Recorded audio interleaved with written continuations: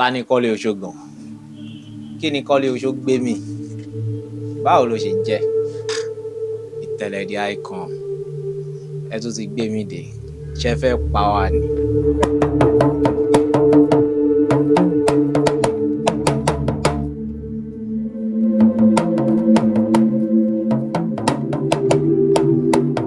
Ẹ káàbọ̀ èèyàn wa.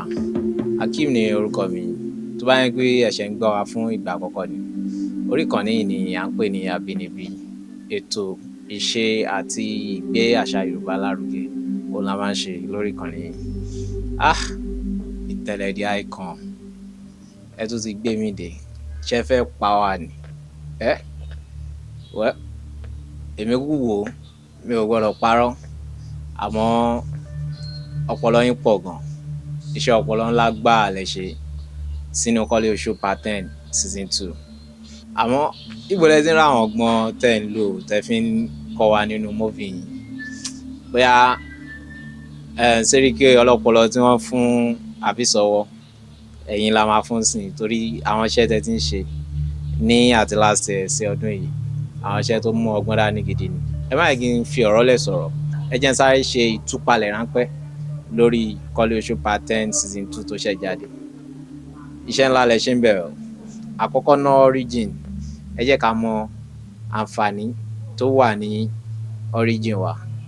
Ẹ jẹ́ kó yé wa pé root wa kò ń yẹ nǹkan tí a gbọ́dọ̀ fi ṣeré. Because nígbà tí bàbá yẹn sick tí wọ́n fi nǹkan nà tó wá ní pé kò lè gbápá kò lè gbẹ́sẹ̀. Nǹkan tí wọ́n sọ fún wọn láti rí ìwòsàn, wọ́n ní kó padà sí root wọn. Ibẹ̀ ni wọ́n dẹ̀ ti rí ìwòsàn.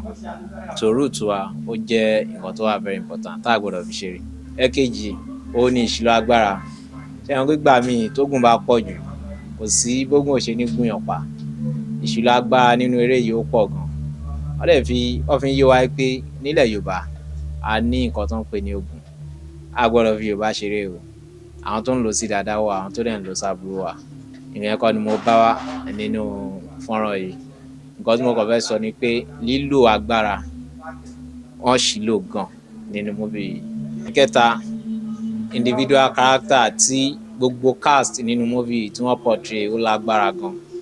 Wọ́n dẹ̀ fi yé wa pé àwọn ti wà nídìí ìṣeré yìí kò ń ṣe ni. Ó ti yé yín, òun ló ń pè ní experience. Gbogbo wa náà la dẹ̀ mọ̀ gẹ́gẹ́ bí ọ̀rọ̀ tó máa ń sọ pé experience is the best teacher. Experience ó really matters gan nínú gbogbo nǹkan tá a bá ń ṣe. So ṣé àwọn nǹkan act tí Ibrahim Chatta, Ìtẹ̀lẹ̀ the icon fúnra ẹ̀ àti bẹ́ẹ̀ bẹ́ẹ̀ lọ tí wọ́n display oníkàsọ ni. Ṣé tẹ̀ rí nǹkan tuntun àáyá mi lẹ́nu jù ní títí ọmọ Òṣòwàndé yẹn. Ọmọ yẹn ń ṣeré. Ẹ gbọ́ ná, ṣó ti ń ṣeré yìí ti pẹ́ ni? Because àwọn nǹkan tó ṣe nínú movie yìí no nǹkan eré gidi ó ṣeré bí ìgbà tẹ́ pé ó ti ń ṣe ti pẹ́ ni.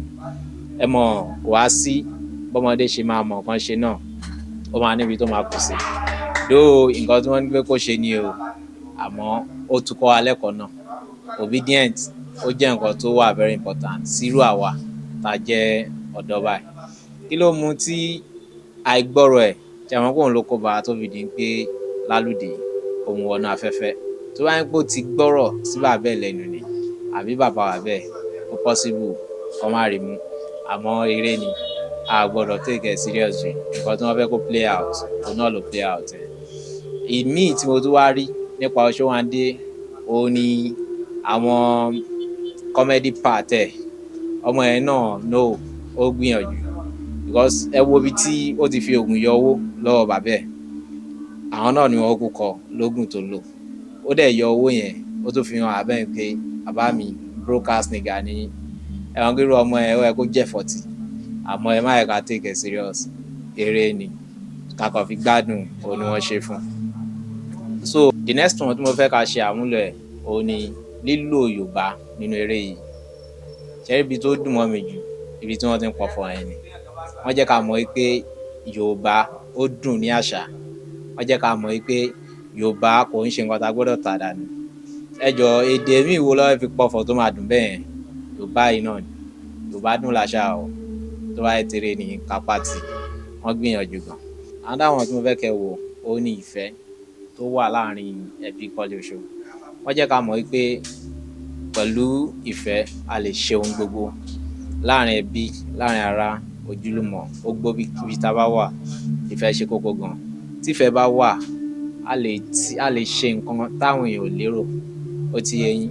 So ìfẹ́ ó ṣe kókó gan, pàápàá jùlọ láàrin ẹbí. Tí a bá fẹ́ lọ síwájú gẹ́gẹ́ bí ẹbí, ẹ jẹ́ kí ìfẹ́ jẹ́ àkọ́kọ́ nínú nǹkan tá a máa gbọ́dọ̀ múlò. Ìyẹn lọ bẹ́ẹ̀. Now to the last one. Ó ní comedy aspect bàbá. Kí ló máa ń ṣe bàbá yẹn náà?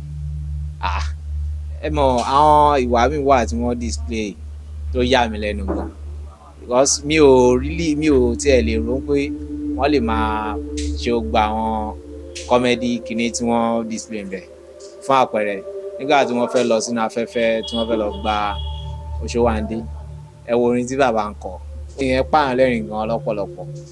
Ibi tí mo ti ń wo gan ẹ̀rín tàkìtì ni mo rí tí mo fi jábọ́ lórí àga tí mo wà. Tẹ́ bá ti wo ẹ máa rí nǹkan tí mò ń sọ. Ó máa pa yín náà lẹ́rìn gan. Ṣé rí Ìtẹ̀lẹ̀ The Icon ọgbọ́n pọ̀ gan. Mo mọ̀ pé fíìmù yìí kò tíì parí o, because ẹ sọ fún mi nígbà tí ìwé yẹn jábọ́, ìwé ògùn tí wọ́n ní pé kó má jábọ́ tó jábọ́, tí wọ́n ṣáà parẹ́, tí wọ́n parun. Ọmọ tó wá mú ìwé yẹn ó kàn gbé jáde ó ní who is Kọ́lé Oṣó. Ó túmọ̀ sí pé ẹ̀ ń gbé wa lọ síbòmí nìyẹn o. Ẹ wo Ìtẹ̀lẹ̀ The Icon kùndùs fún yín. Comment tí Kọ́lé Oṣó jẹ́, ẹ drop comment yín ní comment section. Màá wà ń bẹ̀ láti máa reply sí gbogbo comment yín. Ní onírí jù báyìí lọ lórí fọ́nrán yìí, ẹ tún máa bá a ká lọ. Ó dàbọ̀.